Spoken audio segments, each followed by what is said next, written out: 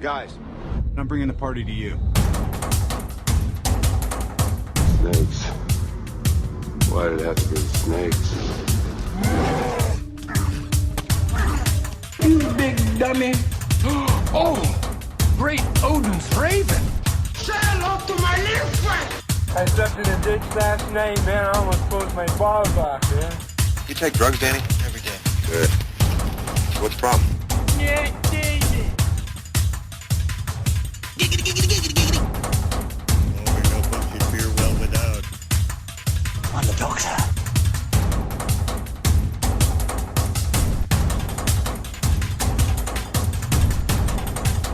Gangsta, what's up, guys?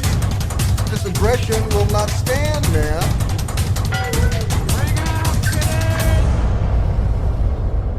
Engage. Quiet, numbskulls, I'm broadcasting. Hey everyone, welcome to the Pop Culture Cafe, Season 14, Episode 403. It has been a while since we've been here. Scott has been sicker than a dead dog. And you know, the usual Paul comes on every once a month, which should be the 27th. We'll be doing a recording at the end of the year, which reminds you still have to send out that sheet. I do. Yes, so. My whole world just shut down the last couple of weeks, John. I was like, anything I send out was going to have the bubonic plague on it, Yeah. so I didn't really do anything. It could be a virus. A virus through the email. In the AIDS. Okay, so we're just going to start. I know every day we start differently, or every time we do this differently. So I decided we're going to start with the news first. So you're going to get out there, get out the news. We got the news. We got plenty of nudes. We've got nudes for days. This made me chuckle. Actually, this was something that I put it as a news story, and then I found out it was actually stale data. We've talked about this before. You'll see it on social media, and I hadn't heard it before, but it was actually a 6-month-old story. But I said, okay, I'm not going to do the story, but I'm going to do the story about the fact that stuff is being reshuffled on social media, and it's being brought up, it's being rehashed every couple of years for hits and tweets and likes and that kind of bullshit. This is a Pokemon, I don't know if you heard about this or not, a Pokemon brawl at Costco in Ottawa. Brawl? A fight? A brawl. And wow. These were geeks. These were hardcore geeks, and they were taking swings at each other, and I was like, I had never seen the footage before, and I'm thinking, this is some rough shit, because I'm telling you, those guys were just like, it was like, you guys are in the right fucking brawl for Pokemon cards, because some of the weakest smacks I've ever seen in my life. But in that vein, the Pokemon brawl was older, so I kind of get rid of that one. But I spoken a bit about this, about wrestler AJ Lee. This happened a couple of weeks ago, where there was a deepfake video set up of her. Oh yeah, and this guy. Yeah. She had taken a picture of this gentleman with at a signing, and I don't know that much about how AI works, but you basically have I will call them originating videos, and you can kind of mesh them into what you wanted to see. So it was a picture of him standing there, and then I guess my understanding, what I've seen in the footage, it was a video of him and his girlfriend kissing, sharing a kiss. But the end product was him of a video kissing AJ Lee, and when she got wind of this, she was very pissed, rightly so. And of course, what I was very happy about at that point in time is that everyone treated him like the stale fart that he is. Wrestling shows, local wrestling shows, said, you're fucking banned for life, you're never coming to one of our shows again. He was universally trashed, and that was actually very good to see. They treated it like it was almost like a sexual assault, and they should have. When guys start doing that, and the thing is, the guy refused to take it down. Yeah. He said, you know what, I'm not doing it. I made it, and he was just, to this day, I'm not sure if it was down. It bounced around for a while and kind of disappeared, and I think people were just taking it down out of respect because of all the people to do it to. I'm sure CM Punk would have killed him if he had gotten a hold of him. But I think you're going to see more of this. I think it's really just the beginning, but it was really good to see the fact that they just treated this guy like a fucking leper. They just trashed him. Fans too, did I take it? Yeah, fans. What's that? Fans also? Yeah, they were just trashing this guy like, you're a real son of a bitch for doing this. comics. There was no one saying ha ha ha. They were treating it very serious, like it should have been. I don't think it's the last time you'll see it. I think the technology's there, and we'll see scumbags doing shit like that. But as far as the wrestling world goes, I think it's on the WWE's radar now, and I wouldn't be surprised if they see that. They just send a whole platoon of lawyers at it, to just shut it down pretty quickly. But it was kind of gross. But it's just where we're at, and I think you're going to see more. But it was good to see the reaction to this time. This happened a couple of weeks ago, and I'm not sure if we talked about this previously, just in person, but it was a Superman comic. Oh, no, we didn't. It was one of the stories I was going to bring up when we did this, but we didn't talk about it. Superman comic in 9.0 sold for $9.12 million. Yeah. That is awesome. I love seeing that because every time you see that, everything else goes up, and this large collection that I have around me is going to, be sold off someday. So just a quick side note on my personal thing. I have not checked my eBay in a long time, and suddenly I sold a comic book. Didn't make any money off it, but I sold one. Nice. So it's like I was really surprised. What the fuck is? Oh, well, yeah, I have comics for sale on eBay. So yeah, there's a. So the story behind it was it was the most ever paid for a comic book at Heritage Auctions. It was discovered in 2024 in San Francisco. Now this is the official story. 3 gentlemen found it in their late mother's attic, part of a collection their uncle had that he had made between the Great Depression and World War II. Wow. Their mom had told them over the years that she had an expensive comic collection, and they didn't believe her. So the comic itself, I heard it was the highest grade so far. Yeah, it is highest grade so far, a 9, but for being in that kind of shape, it was literally covered by a stack of newspapers in a cardboard box for decades. Wow. So it was covered in newspapers, not in plastic or anything, just in a cardboard box for decades. And, wow. It's in the attic or something like that. The identity of the buyer hasn't been released, but I suspect, I have some ideas on who it might be. I mean, there's, I've always believed over the last 10 years that rich people that just want to, toss some money around, Saudi Arabia and so forth. That's who probably bought it. But I love the fact that we don't know who it is or that it's out there. I love, though, the fact that there's a 9.0, the first Superman comic. That's awesome. That's one of those things where when it happens, you're like, okay, well, if there's another one, maybe there's another one in someone's attic. It's always that thing that you're thinking, go to some farmer's yard sale and bada bing, bada boom, there it is. Yeah. So. I'm a 9.2 and a 9. That's almost That's awesome. a million per grade. Yeah. Yep. So, what do you got for news? I don't. Well, it depends if you want to call trailers news. Yeah, sure. Well, this is probably the only really news one. This is old too, but new Stargate is coming out by the original creators. It's going to be on Prime Video. I just saw a blurb, though. It's going to take about 2 years before it even gets there. So, saying that, anything can happen in 2 years. So it would have been better if they had said closer to the release, or actually got filming started, than saying, we're going to start one. Saying you're going to start one is just saying that I've got money in my pocket when you only got a lint.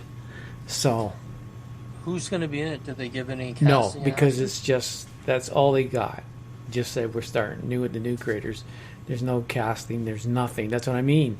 There's nothing other than them saying new Stargate coming to Prime.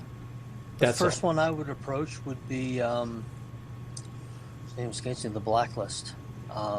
James Spader. Yeah. That's the first guy. That's the guy you start with. If you can get James Spader from the original Stargate to sign on to a new project, you will have people lining up to work with him. I don't think they're going to go with anybody new. I mean, old. They're going to start all new. it would be a mistake if they didn't, because he would be a get, and a lot of people, they'd probably get cheaper just to work with him.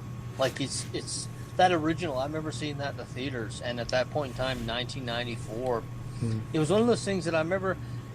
Jurassic Park had come out, and Independence Day had come out, and it never really got the respect at the time that it deserved, and it became kind of a cult thing with the TV shows.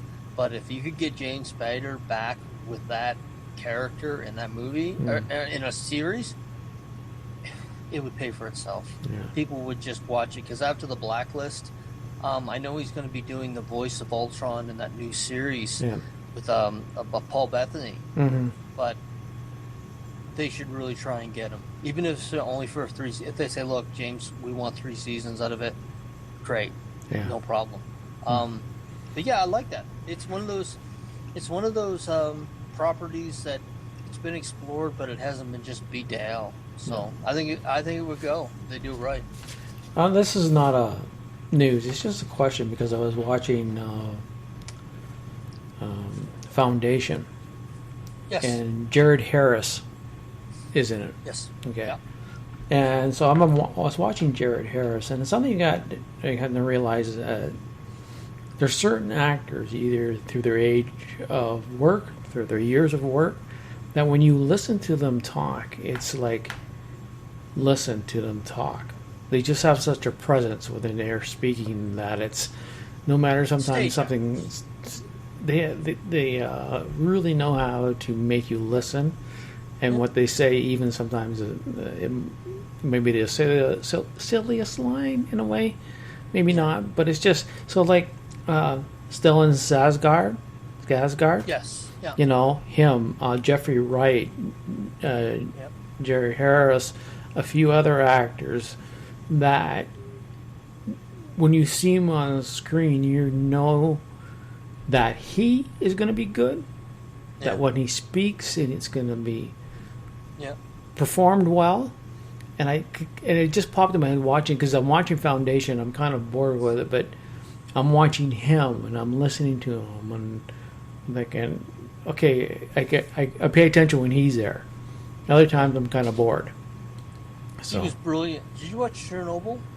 No, I haven't watched that. He's fucking brilliant in it. If you're wondering where he gives such a commanding presence, where you're hanging on every word, Chernobyl, he is fucking brilliant in it. I mean, if you like the fact just that he's the type of actor that can command your presence, every scene he's in that entire, I think it's 6 parts, he's just brilliant in it.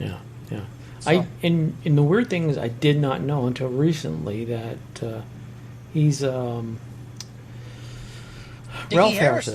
Harris's son. Not Ralph Harris. Who did you say? Richard Harris. Richard Harrison. Yes. Yes, Richard Harris' son. They had actually. I don't know whether he had been asked or it was kind of a fan casting, but they had actually wanted him to take over when his dad died. Oh, really? The role of Dumbledore, and he's like, "No, I don't want to do that. Thanks. You know, I'm my own man." But his dad, Richard Harris, which would make sense that they have that same past. I'm sure I haven't seen any of his work that he's done any stage plays, but I would suspect because his dad was big into theater, so I would suspect he probably got to start there too. Well, that's in the UK. That's just the norm. That's where they start a lot. Yeah. It's like soap operas in the US. That's just where they get the start. You perform on stage a lot in the UK. Yep. So you're a great enunciator. Yes. Let's see. Other than that, mine's just gossip stuff. That shows I've watched and stuff like that. No news. This has been James Cameron when he said that about Netflix buying Warner Brothers. Yeah. He said it'd be a disaster. Yeah. And speaking on a podcast called The Town, said that Netflix purchasing Warner Brothers would be a disaster. That was a direct quote from them. Thinks that Netflix will put movies in theaters for 2 weeks, enough to get them nominated for the Oscars, and then pull them and put them on the streaming. He says it's going to be just a cheap hack way to get into the Oscars, and he says if they don't at least have a month in the theaters, they shouldn't be eligible for Oscars. And there was a few people that have come forward and said, yeah, I agree with that. Who else? Someone else has said that too. Maybe it was Chris Nolan had said the same thing, that he said that it's if they're not going to play in theaters for a certain amount of time, they shouldn't get the Oscar nomination. No, I agree with that. You're making movies for theaters, you need to have it in the theaters and not. Yeah, Cameron said a full month and a 2,000 theater release should be the minimum for Oscar consideration.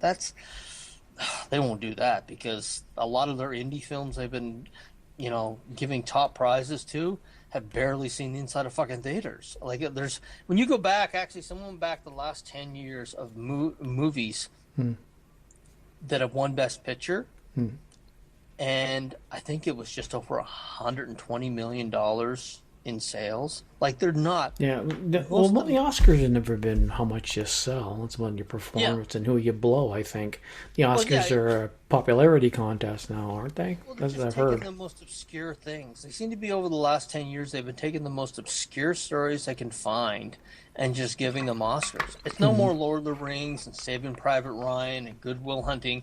Nothing that was a big box office success.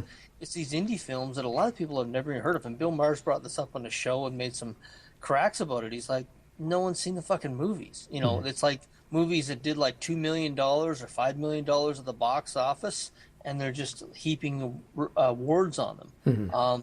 Many times over the last 5 to 10 years, it's like they had one, a family was hearing impaired, and another one was trans, and another. It's just over and over. It's just some obscure part of society, and they just decide to give them the prize that year, or a foreign film, for instance.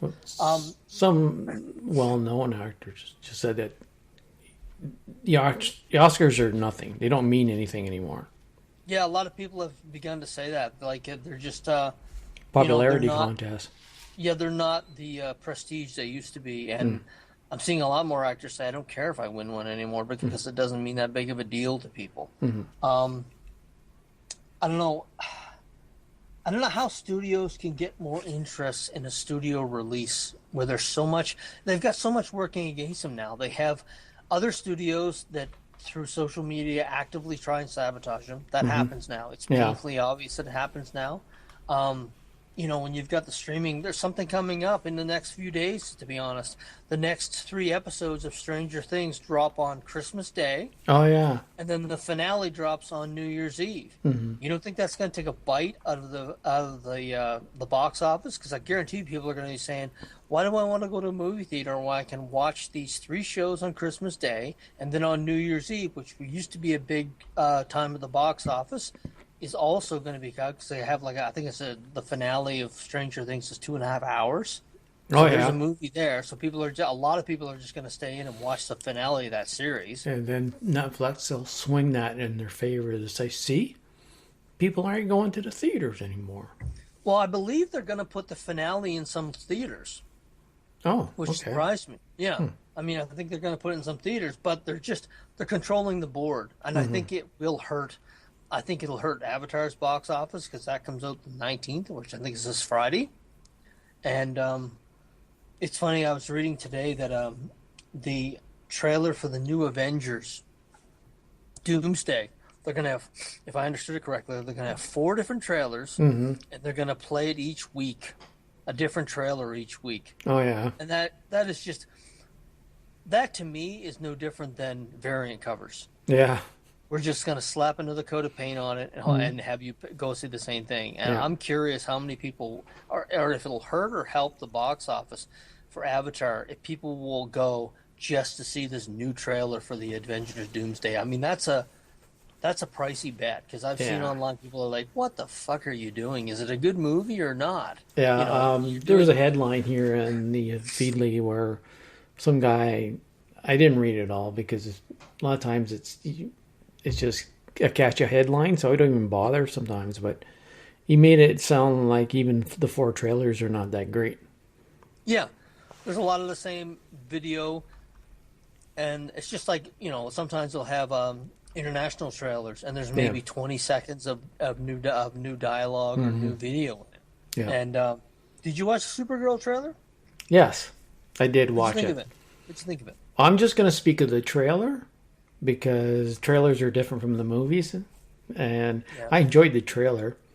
I thought it was entertaining. It was, I like did you ever read Woman of Tomorrow, the Supergirl book? No, I haven't read it. So it's pretty good. It's pretty good. Tom King or Tim King, the writer for the comics. Tom King. Yeah. So he wrote the book, and I enjoyed the book. It was very good. Sometimes I like my heroes to be heroes, but Supergirl she dives into all her back history that I didn't know about it, of all this PSD, whatever it's called. PTSD. Yeah, Yeah, okay, that thing. It's the pisser. It's the pisser. And they've changed a few things up because they have to, but the majority is still the same. So I think casting is great. The only fucking Lobo looks awesome. I mean, Jason, I was going to get to that. Like, quick look, he was but so proud, and man, when I saw that 2 seconds, I was like, he's going to knock that out of the park. But the only other casting that was better for Supergirl was Melissa Benoist. Casting, yes. Yeah, I thought. And look, I'm not dishing on the lady. Yeah. I thought it was good casting. Yeah. So I'm just saying, those 2 castings are, the one for the TV series was excellent, and she's good for the movie. Could Melissa have done the movie? I don't know. Oh. So John, there's a lost universe where Stephen Amell made it to the big screen, and Grant Gustin made it to the big screen, and she made it to the big screen, and would have made some money, but it's a lost universe now, unfortunately. But her Supergirl on TV is totally different from the Supergirl that's in the movie. Yep. So you'd have to take her character there and just change it around and be a darker tone that I don't know if the audience would go for. So I understand the recasting there. Yes, the 2-second clips of Momoa playing a character he should have been playing right from the start. He's finally in there. I saw a thing online where somebody who has no idea of the history of the books was complaining about they put some unknown character in the movie. And people are just kind of like, you have no idea what you're talking about. You have no idea the history of this person. He's big part of the DC universe. Crazy. You know how big a part he is? There's a video I just watched online, and it's real. It's not an AI video. It's an old video with Stan. It's an old interview with Stan Lee, where he was asked what his favorite DC character was, and he said Lobo. He said Lobo, though I don't know if he's a character. I like that. It was Lobo was his favorite DC character. Oh yeah, that was brilliant. I'm sure that wasn't unearthed in the last week by mistake. I'm sure it was put out there, but it's brilliant because he says Lobo, big grin on his face, like I like that fucker. Yeah. So I'm interested to see the one part of the. I'm hoping it's in the movie because she gets sent to a planet which is designed for Kryptonians, and Superman was there, and he can only last a little while, but she lasts a very long time in it. And she basically calls Superman a pussy because so. But the trailer, I really enjoyed it. I'm hoping the movie's just as well done. So James Gunn can do whatever he wants. He's got a proven track record. But if I had been him, there was probably, from that comic book series, there was probably some iconic imagery that he could use, because the minute he put those headphones on her, everyone started saying Star-Lord. And he probably could have avoided that. And I'm guessing there was a lot of stuff from that comic series. If he had put something in there. That's the only thing that I would have said. People are just automatically going to say Star Wars if you slap a Walkman on Supergirl. And and that's kind of what happened. And it's unfortunate because, as I said, I'm sure there's plenty of iconic shots from that comic that he could have put in there and would have been like, cool. That's the only thing I would have did differently. But I mean, I'm going to watch it just because it's James Gunn. And the actress, she was in House of Dragon. Yeah. And she was not bad in it. I mean, I wasn't a super fan of her work, but I mean, we'll see how it goes. I mean, it depends how they do it. You know, it really depends on how they do it. I think it'll do well just because it's James Gunn. He really doesn't make bad movies. Yeah. Going back to the Netflix thing, people are concerned that with Netflix coming in, they'll just try and rearrange that whole universe again. I think if Netflix comes in and decides to change the DC universe again to suit their needs, I would just say I'm done with it. I'm not watching anything of DC anymore because people keep coming in and trying something different, and every time, if James Gunn's his first movie did good, Superman, right? Yeah. TV series seem to be doing well. If this movie comes out, even though he doesn't direct it or write it, it's still part of his universe. He still has control over it. If they're doing well and Netflix comes in and says, no, we're not doing it, or because Netflix seems to have a thing where they let the creators do their thing. Yes, yeah. They'd be really dumb to come in and say, we're changing it again. Because I swear to God, if they change it again, I will watch nothing DC on TV again. TV and the movies. I'll be done with them. Yeah, it's the only way I could see that happening. James Gunn has a lot of respect. Is with Schneider. I mean, we watched Man of Steel again the other day, and we're gonna watch because Susan hasn't seen the new Superman, and we watched Man of Steel, and I'm telling you. You watch them back to back, and I love James Gunn, but there's definitely it was just what Man of Steel was a better movie, and you just forget how badly they fumbled that. Henry Cavill was the best Superman since Christopher Reeve, and it's one of those things that, you know, that's the only thing I can see it having any kind of effect if Netflix buys it or whoever buys it, and they say, you know what. There was some stuff that Schneider left on the table, and they said, let's go back to that. We're not happy with the direction it's going in, because when you watch Man of Steel, man, it's fucking good. It's really good. So yeah. Well, the only part I have with that is the Paul Kent. See, I don't want to watch it because that Paul Kent thing bothers me. Yeah, but it was terrible the way they killed him off, but it was heroic, and he wasn't a fucking doofus like he was in this new Superman. I don't get that. I don't care. I do not get how they made them into fucking mud people. Like, it's like, what the fuck are you doing? These characters are iconic.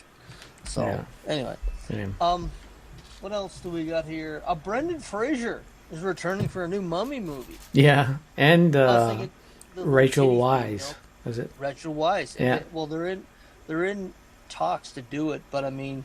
I watched the first two. The third one sucked. I haven't watched the third one. I always watch really 1 and 2, and that's it. It was one of those ones that, like Independence Day 2 came out at the same time. There was a lot of Chinese money that was put into it.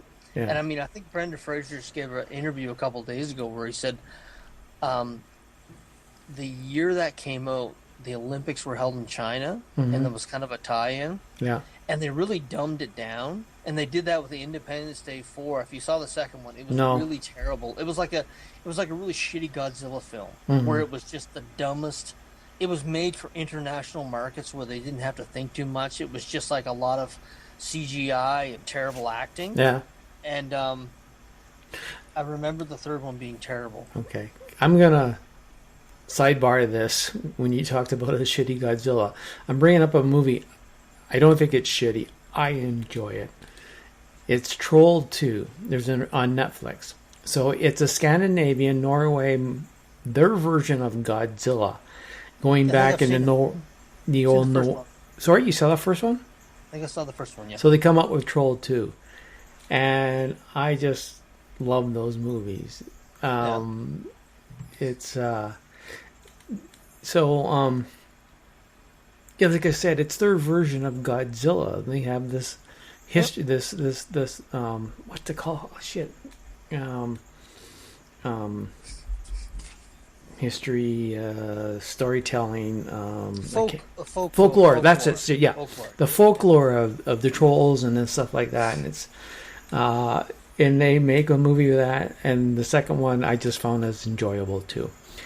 The only thing is they did the usual setting up for who's gonna die thing. Yeah. I'm not on dope. I'm just speaking slow this time. Is it that okay, I know what you're doing. How about we do something different and not have this person die? Because you already this is typical playbook information you give the audience so you know what's going to happen. Red shirt type stuff? What's that? Red shirt type stuff? Oh, yeah. It's like, okay, I know exactly what you're doing. Don't do it. Don't fall for that trap. But they did. So that's the only part of the movie I didn't like about it. But again, it was a nice, entertaining, cold night movie to be watching. What's it on? It's on Netflix. Yeah. Okay. So. Well, the Mummy. The guys that are doing it is. It's on my understanding. The guys that are doing it, the filmmaking team, Matt Benetti and Tyler Gillette. They've been directing a movie called Ready or Not, which I know made some money. It was a horror film. And this new Scream franchise, which again, I hope it has more of a serious tone to it, because that would be the way to go. Because it's the Mummy. It's supposed to be a little scary. It might be a good idea. I'm glad that Brendan Fraser is finally getting a chance to get back into the action. He's in his 50s and 60s, but you know what? He pulled it off back in the day. I remember when the Mummy first was announced and Brendan Fraser was in it. He had done George of the Jungle, and people were like, I don't know. But I mean, he played a good leading man. I mean, Rachel Weisz, obviously, she was a new actress then, and it's the first time I saw her on the screen. So they had great chemistry together, and he played a leading man very well. And I hope he has a chance to be able to do that in the back of his career a little bit. I hope they don't go down the Indiana Jones road where they try and at least give him one movie to kind of establish himself as that character again. It'd be good if they have that English actor whose name escapes me now. Who's in Spartacus. He's been in a bunch of stuff. Okay, I'm speaking about? He was the sidekick in the original. Oh, yes. Yes, at least I know what you're talking about. Also, apparently the guy who played Benny in the first one's coming back. Yes. I don't know how that's going to work, but it is the Mummy and it's not real, so. Yeah, exactly. So, I'm looking forward to it. If they can just do a one-off and maybe hand it off to a next generation. It's a franchise like Stargate that hasn't been just completely throttled in the last 20 years. Yeah. So it'd be nice to see Brendan Fraser. I think after the obvious shit he went through in Hollywood and his return to dramatic acting in The Whale, I think it'd be really good to be able to see him do some work in the action adventure area and get some real money, because I'm sure the work he's done so far, although it's been very gratifying, hasn't been that big money. And I think actors should start just working for what gratifies them. Yeah. Oh yeah. Because I don't think what is it? Who was it? Oh yes, he's George Clooney. I heard a story a long time ago where he does the money making stuff, right? Yeah. He does, okay, I'll do this, you want me so we can make some money, go ahead. But he does it so he has enough cash so he can go and do something he wants to do. Yeah. Bill Murray, famously, only did Ghostbusters when they signed off on a movie whose name I forget now was a bomb. Yeah. That Bill Murray actually wanted to do. He didn't actually want to do Ghostbusters. He wanted to do another film, and the only way they would sign off doing this other film is if he signed on to Ghostbusters. Mm-hmm. So there's a lot of gold that can be made from folks getting those kind of deals, and they've been getting them for years now. Mm-hmm. Like, you'll see, okay, I'll give you this film if you'll do my little art house project. Yeah.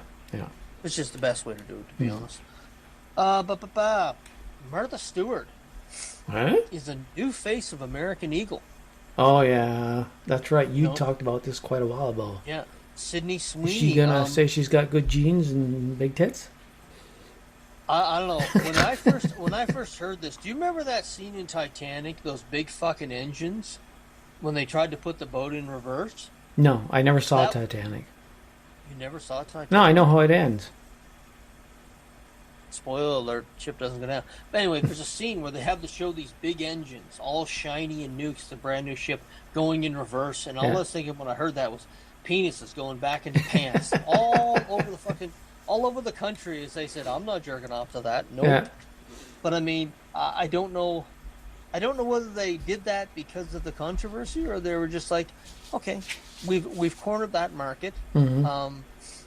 I've heard since this, because this story was a bit old, I've heard since then that Sydney Sweeney has put out a statement clarifying a few things. She had a few movies that bombed at the box office. I don't think it had anything to do with that, to be honest. It was just a lot of people gave her shit for absolutely no reason. It was just a really weird thing that went on there for a couple of months. But I mean, I don't know. Maybe Martha Stewart was a big bucket of water they need to throw on the fire. If so, mission I don't accomplished. know. I always think humans are stupid, basically. So Yep. that's how I put it down. Anybody now that because social media, everybody has a right to complain and put it out there. Well, this wasn't even complaining. This seemed like an organized campaign to say she was a Nazi, which is just the dumbest fucking thing. She had good genes, but it's still social media is used. You know, it's never been used for really. It's very few things are used for what it's supposed to be. Yeah, now it's just the pornography now. Yeah, so. This actually has happened. John Cena's retirement. I saw that. I was looking through Feedly, and he retired. Didn't even know it. His last match was yesterday. The tournament had taken place. Gunther, Gunther tapped him out. There's been some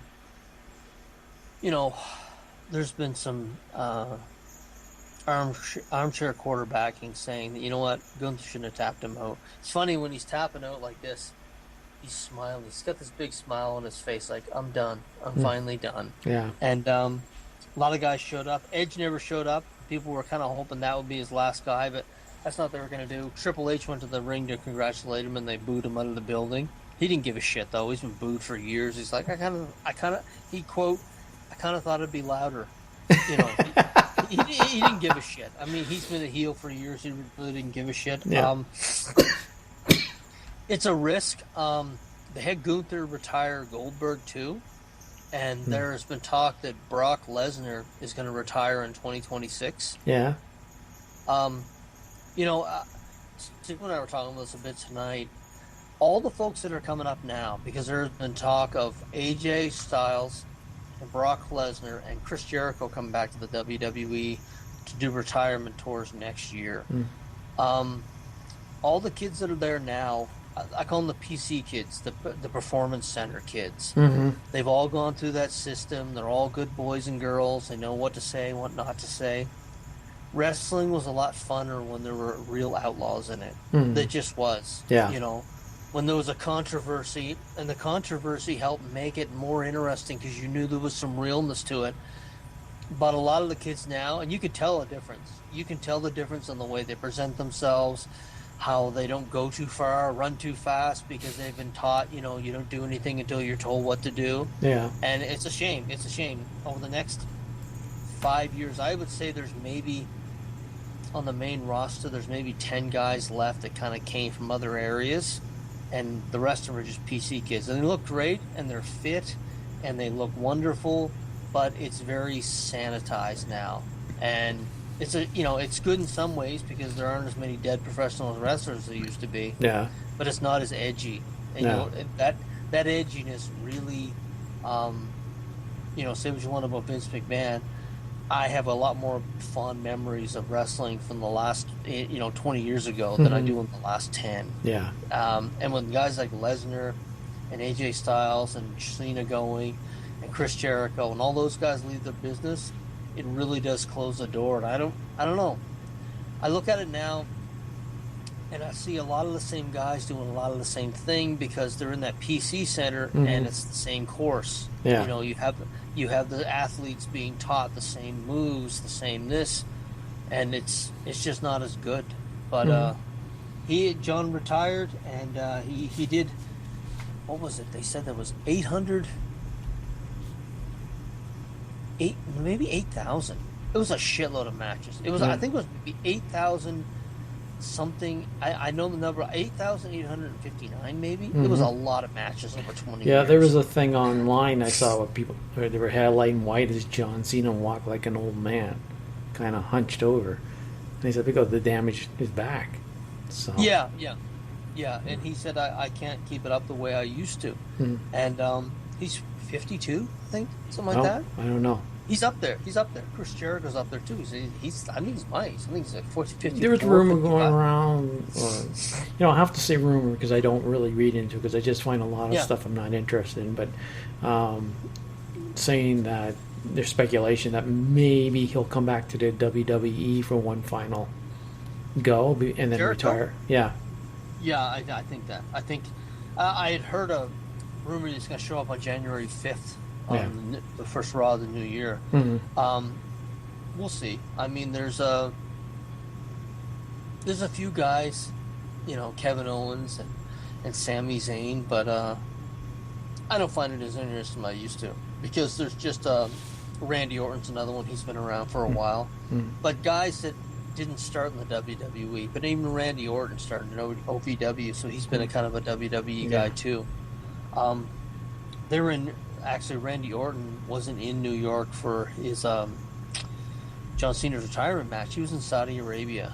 That's another thing I don't like. I cannot get past the fact that everyone's taking that Saudi money. The UFC's taking it. The WWE's taking it. Okay.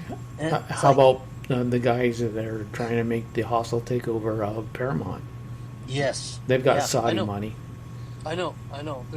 It's one of those things. I don't know. There's no good guys there. There's really not because not Paramount, Warner Brothers. But they own Paramount. Sorry, so they're wanting to buy with using Saudi money and trying to blow Trump to help get the okay. Yeah, I mean, and people have said if that public fund does buy Warner Brothers, goodbye anything gay, goodbye anything. They'll just you don't want to get too political, but they also say that the rumor is that they'll change CNN to be a bootlicker like. Yeah, there's no. We're at goodbye a point now, goodbye the dream future of Star Trek.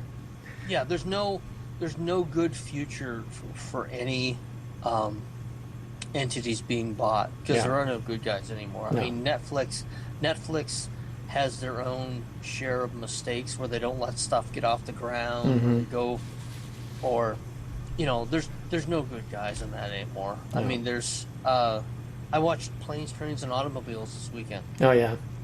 I was just quickly, Apple TV. There's a new series called Pluralist. Yes, I've watched it. I was going to bring it up, but I didn't know if we'd bring it up now or with Paul. I've watched the first 4 episodes. It's pretty good. It's pretty good. Yeah. What else here? Oh, Cassie Howard, the new season of Euphoria, which I've watched clips from it like I've watched a porno, but I have never seen Euphoria. I have not watched it. No. And the new season, Cassie Howard is going to have an OnlyFans account. Oh, that's Cena. What's her name? The actor we just talked about. Sweeney. Yeah.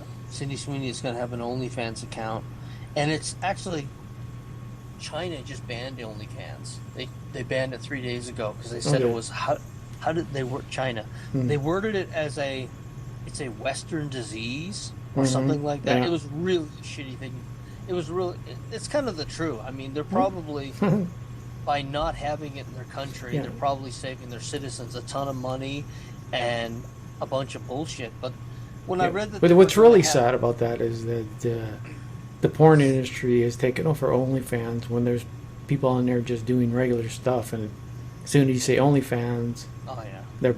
you're porn. So I would never should never open a thing on unless you're going to show your tits or dick or feet or something. Never open an OnlyFans account. Well, there's a Fansly, there's a few of them, but I mean, I didn't know these girls. A lot of them aren't making that much at all. They're making a couple of $100 a month, and what they're doing for that couple of $100 bucks, I'm thinking, are you guys fucking crazy? Mm-hmm. You're gonna want kids someday. You're gonna have friends. Your kids are assholes. They're gonna take these girls that are gonna be moms someday, and they're gonna say, look what your mom did on it. I mean, we know kids. Kids are gonna be kids. Kids are vicious little fuckers. Yeah. And when they're going to do this for a couple of $100 a month, and a lot of them are getting, we'll say $1,000 or $1,500, but you're sucking dick on the internet for fuck's sakes. Like, God Almighty. Anyway, it's theirs to do. But when I said they're putting this character having an OnlyFans account on a pretty hit TV show, I was thinking, it's just, I don't think it's a good thing at all. I think it's like social media. I think it's got a really dark, seedy side to it, and to see it, I guess, glorified in this way is just. But it is what it is. I mean, it's going to get eyes on it. When they say Sydney Sweeney OnlyFans, I mean, they're going to get a bunch of hard dicks to show up, and that's more eyeballs on the product, I suppose. What do I got for news here? Well, so let's see. What else do I got here? This is not the. So season of Undiscovered Country is filming their final season now, I believe, in Toronto. Undiscovered Country? They're filming their final season. Undiscovered Country? Yeah, Star Trek. Star Trek no, what the fuck's Strange New Worlds. Strange New Worlds. Yeah, fuck. Why wasn't thinking Undiscovered Country for? That is the 6th movie, John. If they're doing another one, I'm gonna be there. Yeah. So Strange New Worlds. Yeah, they're and apparently her last name is Chong. She plays security officer. Her shooting schedule is done, so she's basically done. Is that the dancer? Huh? Is that the dancer from the? She is a dancer. She was aligned with Spock. Oh yeah, she was security officer. She's dancing in the show and stuff like that, and getting sort of a romantical thing done. So beautiful woman. Yeah. The other thing. Oh, I've only watched one episode, but I started Slow Horses. Yeah. So it's something to pick up. I haven't watched anymore, so I need to go back and start watching those a little bit more. The other thing I want, Invasion on Apple TV. Finally finished it. I finished it because I had started it and I was only a few episodes ago, so I made myself finish it. End of the 3rd season? Yeah, I believe it's done. I'm hoping it's done, because if it is coming with another season 4 Invasion, I am not fucking watching it. I've got about an episode into season 3, and I was watching it at work, and I watched some of the Foundation, and I'm talking Invasion, not Foundation. I know. Okay. But I started watching both of them at work, and I find I'm able to watch drier shows at work because I want to be more interested in something because work, to get away from work. Yeah. And Invasion, the first 2 seasons were okay, but the 3rd season I was like, this feels like it's leading to Lost, where it's just going nowhere and in circles. Yeah, it was. To me, the 3rd season was basically we need to stretch this out, so we need some more money. Yeah. Because I thought the storyline was derivative. It was the same as before. It's the same as anything else. Yeah. Let's leave a little hint that they come back or whatever. I haven't heard. I forced myself to watch the last of it, and I was not like I don't really give letters or grades, but I gave it a B. Like it was okay, but the last season was not necessary. They didn't have to do it. I like the actor who plays the Special Forces guy. If they're going to recast the Black Panther, I hope they take a look at him. I knew his name one point in time. I had mentioned it here in the show. They did mention him before when I talked about the show. I was just saying I'm done with it. So, what else I got? I was one episode into this English comedy show, Decameron. That's the name of it. It takes place during the 18th century. a young lady decides to take over for her. She's the waitress. Not waitress. What the fuck happened? It? Servant. Sorry, why did I think waitress? To this group. And she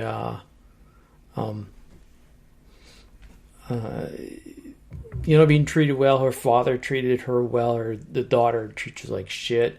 They have an argument. Pushes her over the side. She takes her place because they're going to a castle to meet this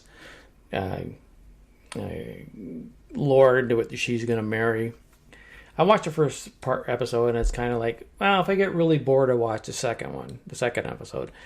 It's not awful, but it's just, it's not enough to keep my attention, though. Like, I've seen worse, and I've watched and seen worse. But, no real standouts out the way? Nah, nothing that's really special. And let's see, what else do I got here?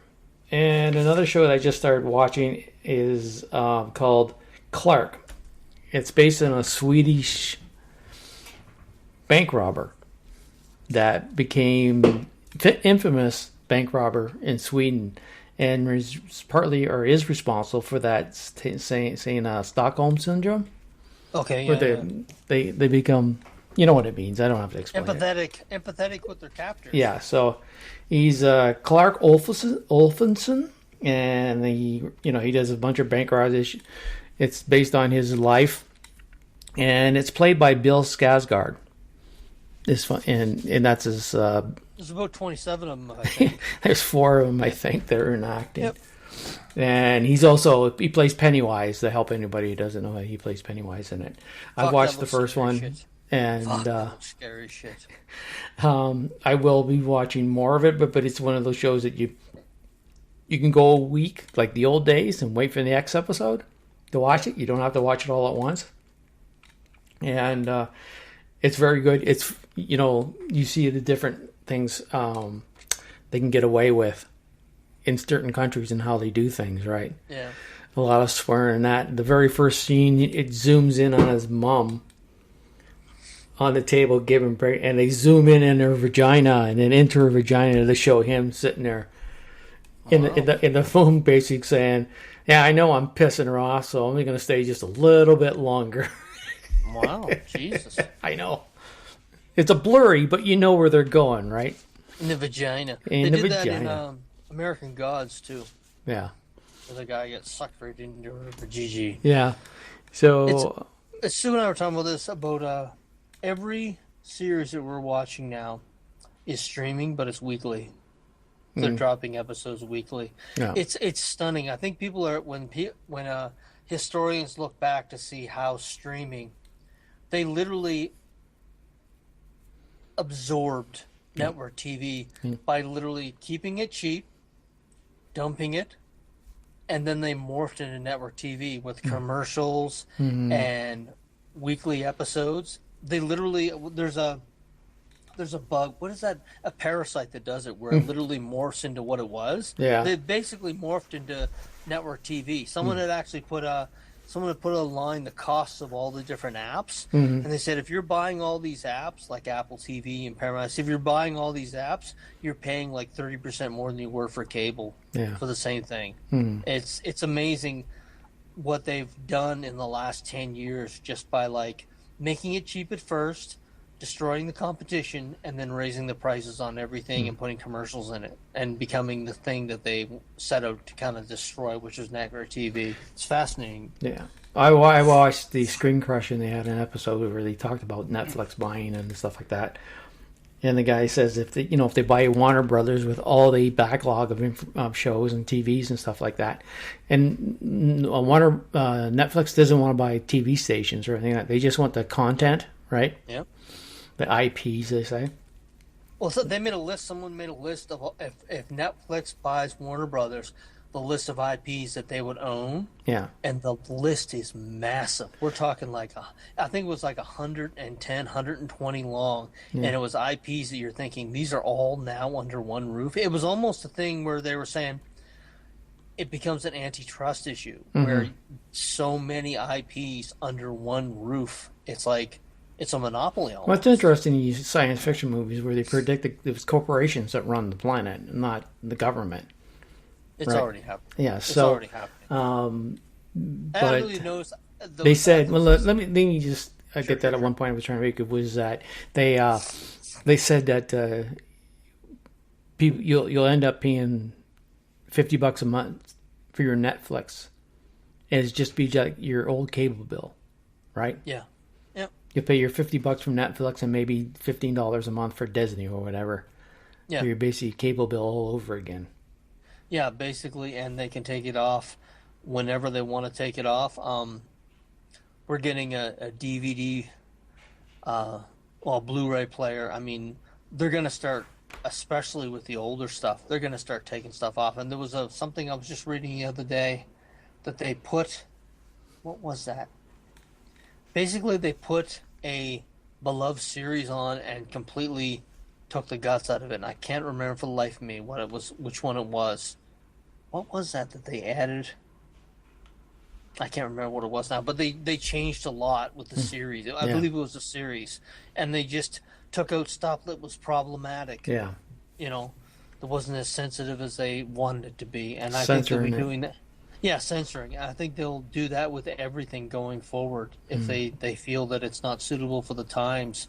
I think within another 25 years, because you're seeing it happening now, I think within another 25 years, you're going to see TV shows and movies that are deemed problematic just disappear off streaming services, and they'll be gone. Yeah. You know. Did you watch Alien Earth? Yeah. You did? Okay. I finished it a little while ago. I thought it was fantastic. Well acted, paced, and written. Sydney Chandler, and I had to learn their names because their acting in that series was so fucking good.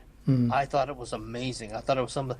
It surprised me because I watched the first episode, and I think I said on here that, they basically took Peter Pan and they put it against the aliens backdrop, and they kind of did. But as the series went on, Sydney Chandler as Wendy was fantastic. Samuel Blinken was amazing as the disconnected boy Cavalier. He was the guy who played basically. I hated him right from the start. Everybody hated him, and I'm telling you, he was a brilliant actor. I think if they ever do a thing where they want to do a younger Tom Baker for something, he looked like a young Tom Baker in a way. He did look like a young Tom Baker, but he was brilliant in that part. Babo Cisse as Monroe. He was the synth. Okay. Oh, fantastic. Yeah, that was his what's his name? Followed him around, the bald guy. Yes. He was the guy with the Terminator hand. Oh, okay. Yes. All right. Yeah. Lily Newark as Nibs. She was the girl who thought she was pregnant, and again, fantastic acting. There wasn't a bad acted part in this series, and I was very surprised. I was very, very surprised. I know Jeff from the shop had mentioned how good it was, and I was like, okay, well, but the more I watched it, the more I was thinking, wow, they really knocked this out of the park. And Timothy Olyphant, I had seen him in some other things. He did a great job in this. I mean, I'm really looking forward to the second season. I was really pleasantly surprised, and I'm glad that it felt like 1979. Even the interior shots, it looked like the same ship from the 1979 movie. It was, they did what people tend to forget, that, because Aliens, the second one, really gets the lion's share of the attention, but the first Alien was a straight up horror movie. Yeah, they're two different movies. I've said this before. They're totally different movies. And this series was a straight up horror, almost a horror film. I mean, that fucking, I'll never look at a fucking goat the same way again. Holy shit. I mean, that goat was, terrifying, the eyeball and all the different creatures they introduced. But I loved it. I'm looking forward to the second season. I was pleasantly surprised. It was much better than I thought it was going to be. And Disney has picked up some really good actors in that series, and I hope that you see them in other things. I wanted to bring up the actor who played Adrian Edmondson, who played the older synth, is, Voldemort, the butler, if you want to say. Yes. Yep. I have sometimes when I see him, I have to go back and remember that this guy has basically started off as a comedian. Yeah, but he's got that Star Wars Grand Moff Tarkin vibe to him. Just a really great actor. Yeah, he starred in a British TV series called The Young Ones, and then another one called Bottom, and so it takes me a few seconds to recognize him, but it's just you see them in a certain role, and okay, he's changed. I don't know I think basically he was a comedian, period, right? Really? And started doing different roles. Yeah, he was. That's what he was. Serious actor. I mean, every moment he was on screen, I was thinking to myself, "This guy's really, really good." Yeah. There wasn't a bad acting part in it. I mean, Disney, for some of the shite that they put out in the last 5 years, kudos to them for casting in this series. It's very good. Mm-hmm. Did you watch the first 4 episodes of Stranger Things? Yeah, I did. Yeah. I didn't watch them all at once, but I watched them.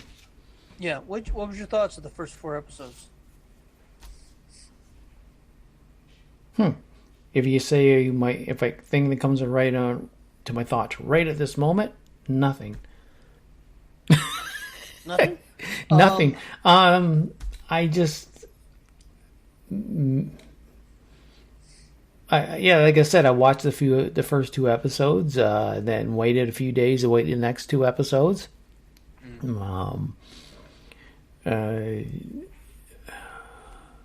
I don't know where they're gonna go. Yeah, you know what?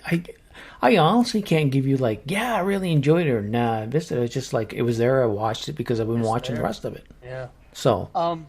It definitely had a different feel from the previous seasons. Mm-hmm. I felt you knew it was the 1980s. Yeah. If you didn't know the timeline of the series, you would not know they were in 1987. Yeah. There was a very distinct feel to the previous seasons where you knew, whether it be the Ghostbusters stuff or the rotary phones or the Nightmare on Elm Street stuff, you felt this was set in the 80s. There was really nothing in this first 4 episodes where you're thinking, oh, this is 1986, 1987. Yeah. There was just nothing there. I don't think they need to prove it's that timeline anymore. It's not so much proving it, it's the fact that vibe gave it and also they used guns a lot more. And when they did the previous season, remember with The Walking Dead, Paul and I mentioned it on the show before, where they got away from guns because they were really pushing for that. And they did the same thing with Stranger Things. And there was more creativity, I felt, when they didn't use guns in this particular show. But this first 4 episodes, there was fucking gun battles everywhere. Yeah. And I think it kind of put it in sequel number 3, right? Yeah, just another Bang Bang show in some aspects, that aspect, because it was and the scene with Vecna when he came walking under that thing, that felt like Rogue One. That felt like Darth Vader coming down the hallway in Rogue One, just kicking everyone's ass, and that felt like a real nod to that. But it was one of those things that something like that you only get a chance to do it once, and they did it with Vader, and it worked. And with him, it was it felt like clearly a nod to that. Good, not great. I mean, it's probably I probably enjoyed it the least of any of the seasons I've been watching so far of that. But it just also the kids. I mean, they've grown up. Yeah. But I hated seeing that kid with the hat. Yeah. Being so bitter and angry. Yeah. Because he was the upbeat guy. Yeah. He was, and even in the end of the last season when that character died, he had this innocence to him. But in this just 4 episodes, he just seemed like an angry. Yeah, well, the innocence is gone. Yeah. Right. But he had someone he lost, someone he looked up to. Suddenly he's dead. But I've seen so many angry teens in shows in the last 10 years. That seems to be a big thing where they focus on anger. That it was just like, do we? It just so very typecast. Although I understand what you're saying, that there's a reason why it was, but I guess it was just looking for that innocence that it's 10 years. That's the thing. Another thing, 3 years. How many years was it between shooting? 3-4 years. Yeah. I mean, a couple of those characters look like they've grown 10 years for fuck's sake. Yeah. It was amazing to watch. They very good, not great. Linda Hamilton felt a bit wasted in it. I think they could have done with anyone in there.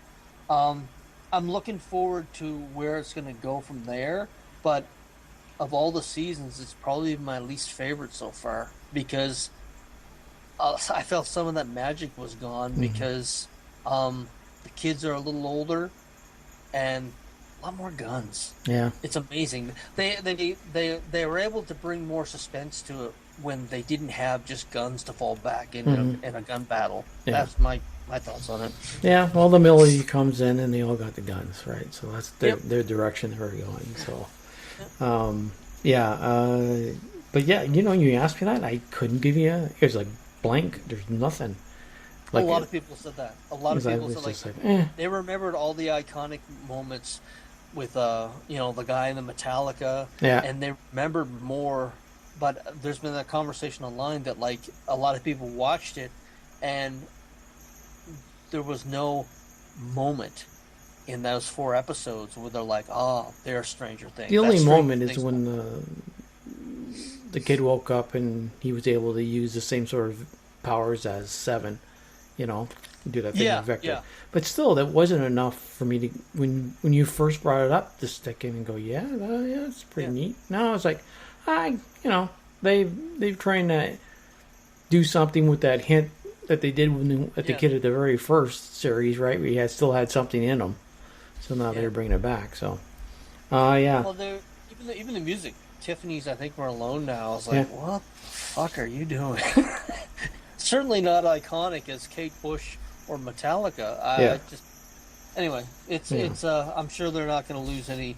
It did very well as far as downloads and who was watching it, but it's definitely not as strong as the other seasons. But just where we're at. I said I was going to watch this, and it was Seduced Inside the NXIVM Cult. What the fuck is that? Do you remember in 2020 there was a guy who he was blackmailing all these Hollywood starlets, and he got caught. And remember, not Christy Mack, not Christy Mack, the porn star, yeah. Do you remember the girl from Supergirl, Superman? Oh, so this, I was wondering kind of if you were leading into that. Yeah, yes, okay, that's who it is. I watched that, and she's in it, and it's fascinating. I couldn't fucking believe it. It's the first. I've seen cult documentaries before. Yeah. I've never seen cult documentaries with such powerful, attractive people getting fooled so easily. I've seen cults with like Waco and Jonestown, but they're always kind of local yokels. But these were like royalty and Hollywood stars and successful businesswomen. And when you're watching this, the 4 episodes, to watch exactly how this man manipulated these women into doing the most fucked up things, like providing blackmail material for them to be blackmailed at a later date if they didn't do exactly what they were told. And it's narrated by a lady by the name of India Oxenberg. Now, she is Catherine Oxenberg's daughter. Catherine Oxenberg was on, I believe it was Falcon Crest. She was on Dynasty. Maybe the Falcon Crest or Dynasty, one of these 80s soap operas. And she's actually royalty. I want to say Danish or Swedish royalty. So, one thing I did notice, a lot of the women in this, a lot of them came from either royal backgrounds, Hollywood, and a lot of places that you'd be more willing to do as you're told. And I think that's how this was so successful, that he picked women who came from those backgrounds. They were all already kind of, you just do as you're told. And some of the stuff, he branded them. They literally had branding ceremonies where they branded his fucking initials. The guy's name was Keith Ramirez, and they put a KR except they flipped it sideways. Mm-hmm. So it didn't look like his initials, but they literally branded their initials into their hips. And this went on, they kept him in classes. And it was kind of like an Amway thing, except he collected female slaves. It's fascinating. I can't put it into words how fucked up it is, because I can't remember her name, but she was on Michael Rosenbaum's podcast. Yes. I didn't listen to it, but she's on there. I listened to the podcast. I'm actually going to talk about that on the next show. I listened to the podcast first, and I felt a bit sympathetic for her. But I realized at one point in time, she's kind of manipulating Michael Rosenbaum, because he would say, I wanted to have you on here. And she said, yes, that's good. I'm glad you had it on there. I appreciate. You're so wonderful for doing this. And there's a lady in that documentary that I'm thinking, this Allison Mack just did to him what she did to people in this cult. And I was thinking, this woman is fucking evil. I don't think she's changed at all. Yeah. I think she just learned how to get better at what she was doing. I felt sorry for her when I watched it, when I listened to the original podcast, but by the end of this documentary, she's fucking evil. No one changes that did that. Yeah. If you're able to, the shit that she did to people, she blackmailed people, she got her own sex slaves and sent them to this Keith Raniere guy. I mean, wow. There's a scene in the, I think it's the 3rd episode, and they pause it for dramatic effect, where he fled to Mexico, and he called all the girls down there, and this India Oxenberg says this. She says he called them all down there for a group blowjob. I was like, I leaned forward like, what? Well, what did I just do now? He called these girls down there to suck his dick as a form of punishment? Loyalty, to show loyalty.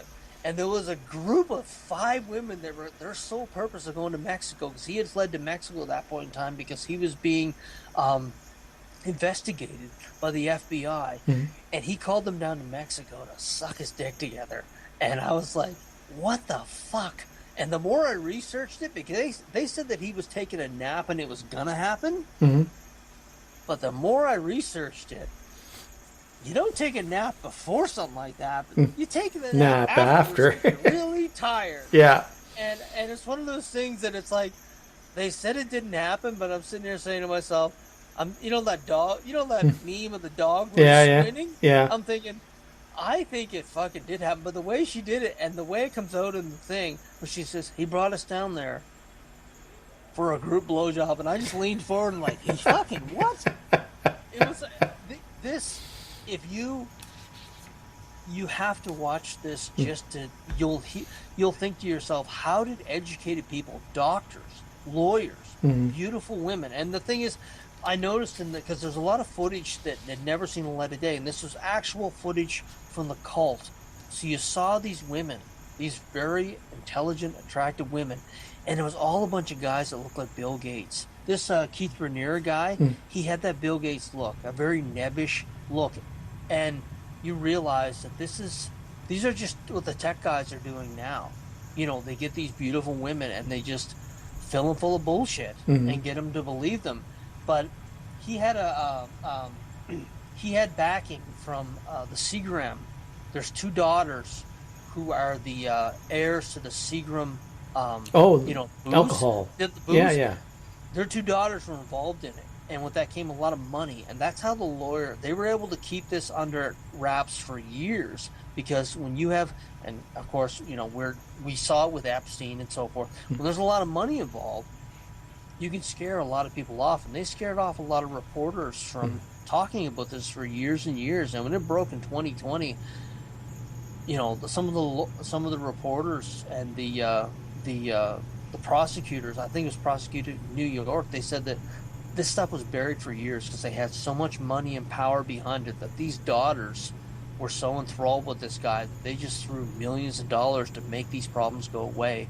It wasn't until what was it?